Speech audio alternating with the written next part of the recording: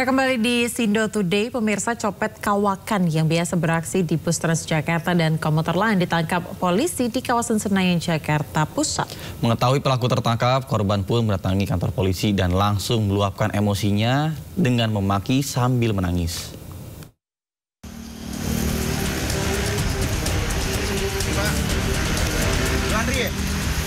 Dua pria sedang asik nongkrong di taman di kawasan Senayan, Jakarta Pusat panik saat didatangin polisi. Mereka rupanya pelaku copet yang sudah lama diburu petugas. Namun sayang, polisi hanya bisa menangkap satu di antara mereka. Mengetahui pelaku telah tertangkap, seorang wanita muda yang menjadi korbannya langsung mendatangi Polsek Tanah Abang. Seketika korban pun meluapkan kekesalannya dengan memaki sambil menangis. Korban mengaku kehilangan ponselnya seharga 10 juta rupiah saat akan menaiki bus Transjakarta di halte busway Senayan 2 hari yang lalu. Saya nabung mati-matian untuk hidup saya.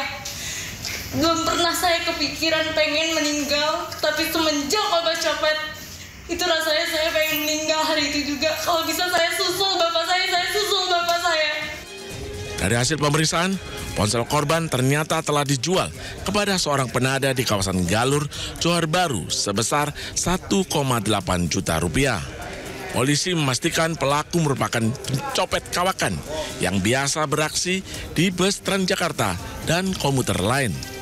Kini akibat perbuatannya, pelaku dijerat pasal tentang pencurian dengan ancaman hukuman 5 tahun penjara. Dari Jakarta, Rani Sanjaya, iNews melaporkan. Pemirsa, pelarian seorang pria pelaku pelecehan seksual dengan modus remas payudara berakhir. Pelaku ditangkap tanpa perlawanan di kawasan Jalan Tri Dharma 12, Kelurahan Pondok Labu, Kecamatan Cilandak, Jakarta Selatan.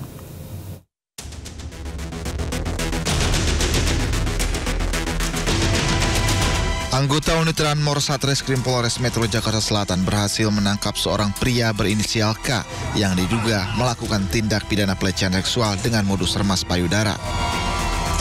Penangkapan dilakukan di tempat persembunyian pelaku di kawasan Jalan Tri Dharma 12, Pondok Labu, Cilandak, Jakarta Selatan. Modus yang digunakan pelaku adalah mengendarai sepeda motor lalu menghampiri korban wanita yang sedang berjalan kaki seorang diri dengan berpura-pura menanyakan arah jalan. Pelaku langsung melakukan aksinya saat korban lengah kemudian melarikan diri. Pelaku begal payudara yang viral di medsos, TKP di Lebak Bulus, wilayah Cilandak. Nah, untuk sementara kita akan melakukan pemeriksaan lebih lanjut.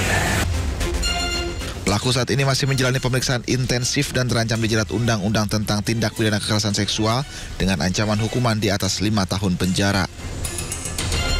Dari Jakarta, Helmi Sejangbati, iNews melaporkan. Pemirsa, Menteri Lingkungan Hidup angkat suara mengenai indikasi kerusakan lingkungan akibat aktivitas pertambangan nikel di Raja Ampat. Rencananya Hani Faisal akan bertolak ke Raja Ampat untuk melakukan tinjauan langsung pada pekan depan.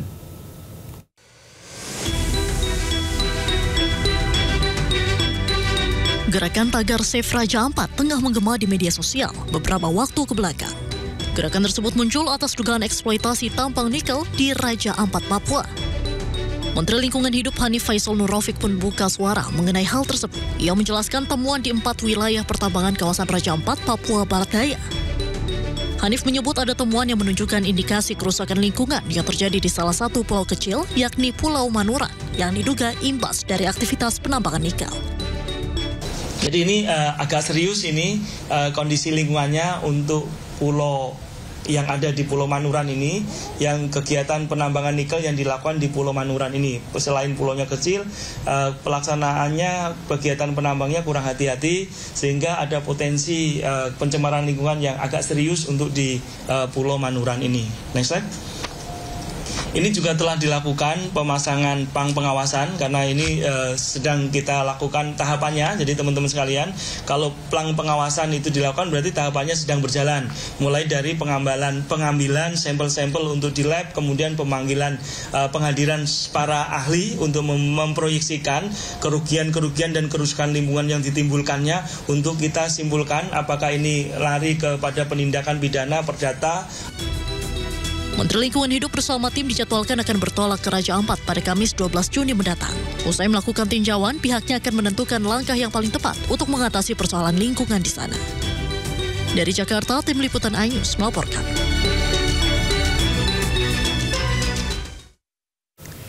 Ya, sebelumnya pemirsa, kunjungan Menteri Energi dan Sumber Daya Mineral Bahlil Lahadalia ke Sorong, Papua Barat Daya diwarnai protes keras dari massa. Demonstran kecewa terhadap pengelolaan tambang nikel di wilayah Raja Ampat yang dinilai merusak lingkungan di Raja Ampat.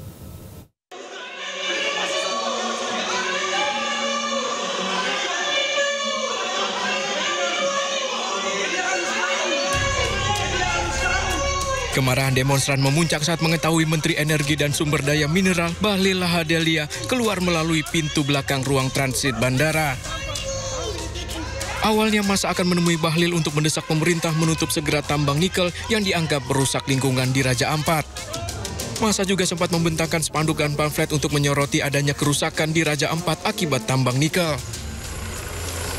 Di saat yang sama, Bahlil terbang menuju ke Raja Ampat, Papua Barat Daya, meninjau tambang nikel yang sempat disorot dunia internasional karena isu kerusakan lingkungan. Usai meninjau, Bahlil menyatakan akan mengevaluasi tambang secara menyeluruh, namun keputusan final baru akan diambil setelah kajian teknis selesai. Nanti kita evaluasi ya, kita evaluasi total, baru kemudian kita membuat keputusan ya. Sekarang kan penghentian sementara kan terjadi. Nanti kita lihat, kan ada pasti Menteri juga LHK dari lingkungan ya. Keberadaan tambang nikel di Pulau Gak ini dikhawatirkan akan mencemari lingkungan dan mengganggu pariwisata di Raja Ampat. Peninjauan ini juga merupakan satu bentuk perhatian langsung negara atau pemerintah dalam rangka melihat langsung informasi atau temuan-temuan yang dilaporkan oleh Greenpeace terkait dengan dugaan kerusakan lingkungan di Raja Ampat yang merupakan daerah pariwisata dunia. Dari Pulau Gak, Raja Ampat, Chandri Suripati, iNews melaporkan. Pemirsa, viral di media sosial gerakan tagar Save Raja Ampat yang menyuarakan keresahan masyarakat terhadap dampak buruk aktivitas tambang nikel. Menteri Kebudayaan Fadlizon menyebut kegiatan penambangan berpotensi mengganggu situs bersejarah dan merusak ekosistem.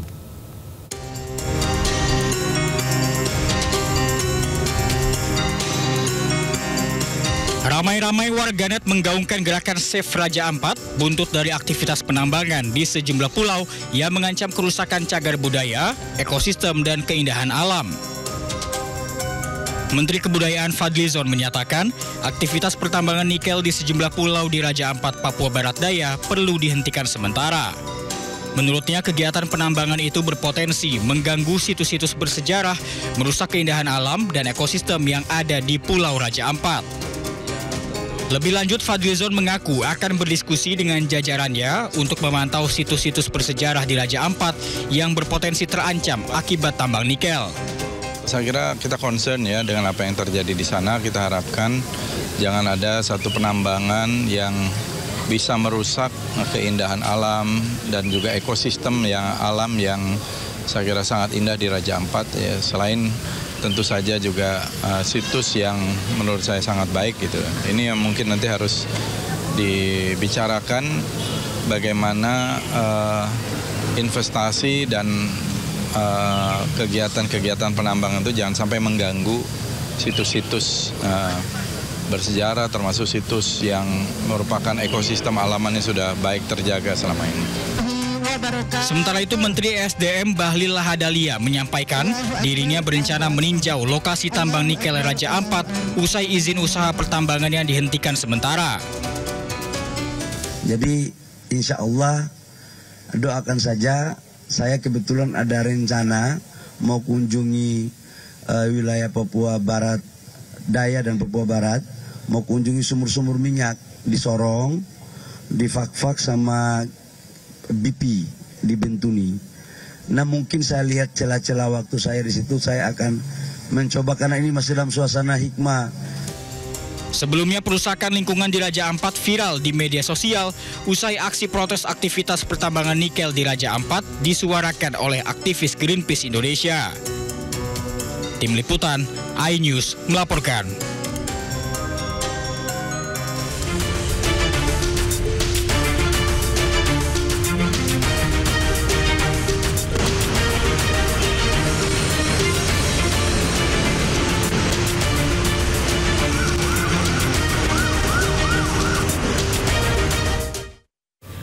Pemirsa, saatnya kita simak pantauan arus lalu lintas dan kami telah terhubung dengan Brigadir Treslinda dari NTMC Polri yang kini berada di kawasan Penas Kalimalang, Jakarta Timur.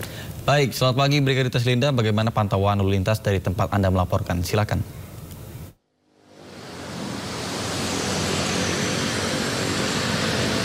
Ya baik, terima kasih Nata dan juga Ayah di studio. Pemirsa iNews, pada pagi hari ini arus lalu lintas di kawasan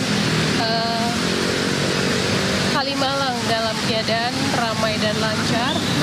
Ada sedikit peningkatan volume kendaraan meskipun pada saat ini masih ada aktivitas libur panjang, namun di jalur arteri dari arah Cawang yang akan mengarah ke arah Bekasi tentunya pada pagi hari ini yang melintasi Pondok Kopi mengalami peningkatan volume kendaraan yang cukup signifikan, di mana antrian kendaraan ini mencapai 200 meter dengan dominasi kendaraan roda 2 maupun roda 4. Tentunya kami harapkan Anda untuk menjaga batas kecepatan serta jaga jarak aman kendaraan Anda.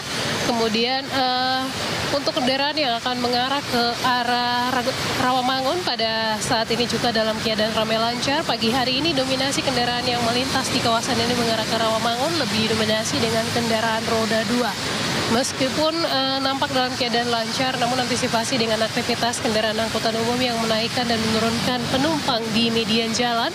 Kemudian untuk arus lalu lintas dari arah Tanjung Priok yang akan mengarah ke Halim dan akan berbelok kiri mengarah Pondok Kopi dan juga Bekasi pada saat ini dalam keadaan ramai cenderung tersendat di antrian trafik. Layak dominasi kendaraan juga ada kendaraan angkutan barang tentunya bagi pengendara roda 2 untuk menjaga jarak aman serta pastikan juga jalur yang Anda lintasi aman pada saat ingin mendahului kendaraan yang berada di depan Anda.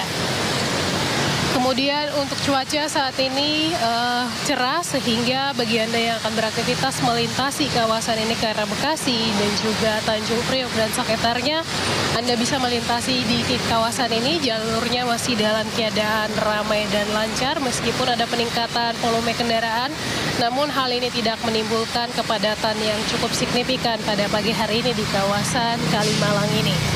Kami juga menginformasikan dasar air SMS Korlantas Polri dalam kurun waktu 1 kali 24 jam terjadi 180 kasus laka lantas dengan rincian 14 orang meninggal dunia, 32 orang luka berat dan 251 luka ringan.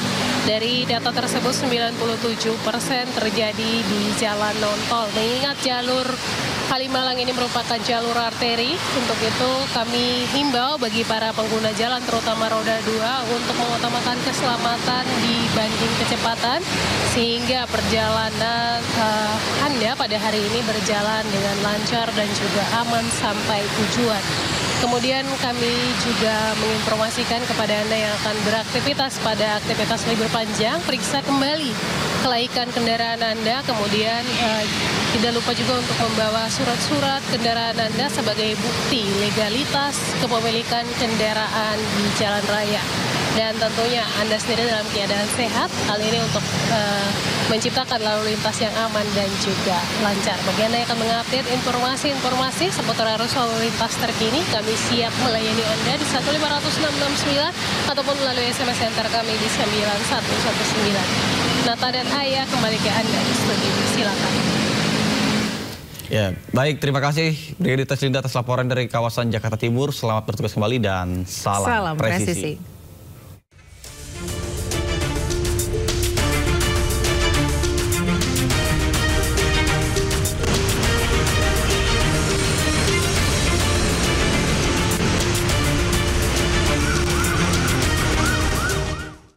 Kita beralih ke informasi lainnya, pemirsa. Usai ijazah palsu, kini mantan Presiden Jokowi dituding menggunakan skripsi palsu agar bisa lulus kuliah. Jokowi pun menantang para penudingnya untuk melapor ke polisi.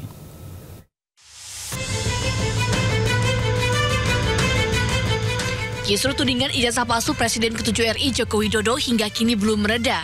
Meski Barreskrim Polri sudah menyatakan bahwa ijazah Jokowi asli dan identik. Kini soal skripsi Jokowi yang akan dilaporkan polisi. Pihak yang melapor yakni ahli digital forensik Krismon Sianipar. Jokowi pun menanggapi hal ini dengan santai dan menyebut siap melayani pelaporan dengan baik.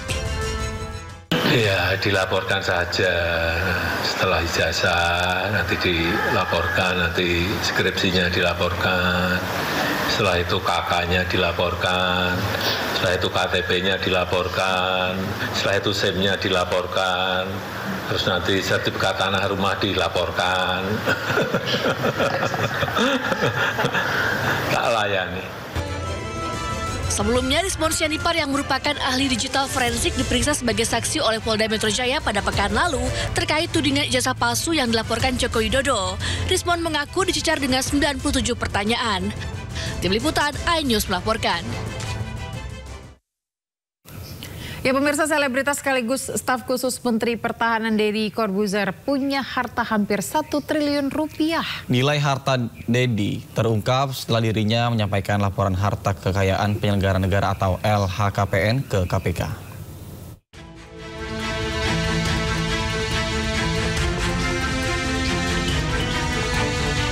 Selebritas sekaligus staf khusus Menteri Pertahanan bidang komunikasi sosial dan publik, Deddy Corbuzier, melaporkan harta kekayaannya ke KPK.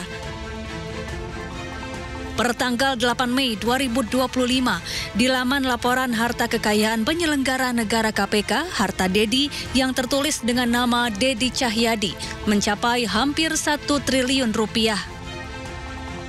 Harta fantastis Deddy ini dalam berbagai bentuk, mulai dari 19 bidang tanah dan bangunan yang tersebar di Tangerang, Banten, dan Medan, Sumatera Utara. Adapun harta kekayaan Deddy Corbuzier tercatat dengan total 953 miliar 21.579.571 rupiah. Yakni dengan rincian tanah dan bangunan senilai 66 miliar 599.664.431 rupiah, alat transportasi dan mesin 2 miliar 195 juta rupiah, dan harta bergerak lainnya 496 miliar 152 juta 7.876 rupiah. Kemudian surat berharga senilai 386 miliar 130 juta 385.400 rupiah dan kas 21 miliar 677 juta 713.754 rupiah.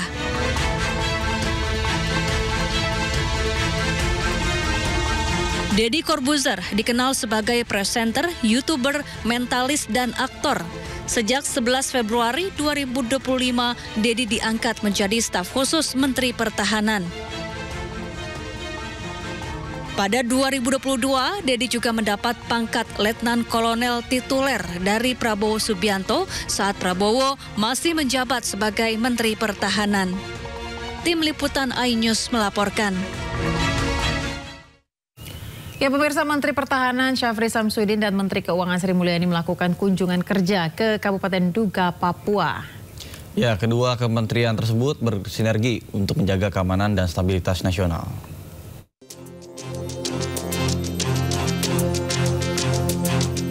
Menteri Pertahanan Syafri Samsudin dan Menteri Keuangan Sri Mulyani melakukan kunjungan kerja ke Kenyam, Kabupaten Duga, Papua. Kunjungan ini menjadi momen bersejarah khususnya bagi Menteri Keuangan untuk pertama kalinya mengunjungi wilayah rawan konflik.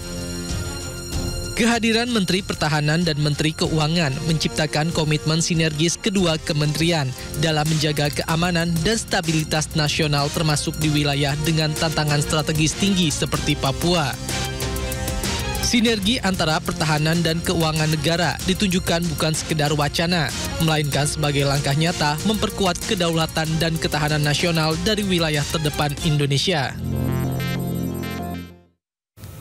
Pemirsa, pelayanan kesehatan hewan mulai jadi perhatian serius di Jakarta. Bahkan tidak cuma manusia yang butuh jaminan kesehatan, hewan peliharaan dan hewan rescue dilirik untuk dapat perlindungan. Dalam sidak di Puskeswan Ragunan, anggota DPRD DKI, yakni Herdiato Kenneth menyampaikan dukungan untuk gagasan BPJS Hewan. Kemudian, kesehatan hewan pun diusulkan masuk skema jaminan. Bahkan menurutnya masih banyak orang yang baik mau merawat hewan terlantar, tapi terbatas biaya perawatan.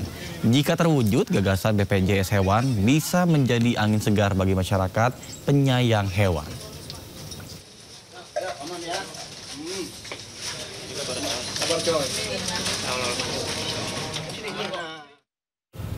Ya, sementara itu pemirsa, menanggapi usulan jaminan kesehatan untuk hewan peliharaan, Pemprov DKI berencana menerapkan microchip.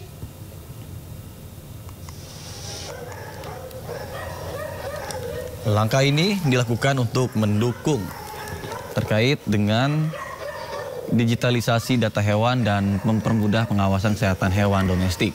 Kepala Dinas KPKP DKI Jakarta Hasudungan menjelaskan bahwa microchip ini memuat informasi lengkap seperti identitas, pemilik, spesies, ciri fisik hewan, dan riwayat vaksinasi rabies.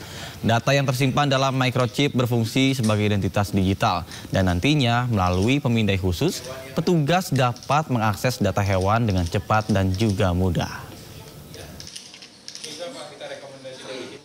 Mungkin 2025 kan kita bikin studi kelayakan dulu ya. Jadi memang semuanya harus by data ya. Kemudian juga nanti 2026 kita bisa bikin target ya. Uji cobanya sampai di mana. Pak, nantinya bakal khusus Jakarta apa luar Jakarta. Warga Jakarta. Wajib berKTP Jakarta. Ini pelayanan kita. Memasuki fase akhir, pemirsa, jemaah haji diimbau untuk menghindari kepadatan Masjidil Haram. Sindo Today akan segera kembali, tetaplah bersama kami.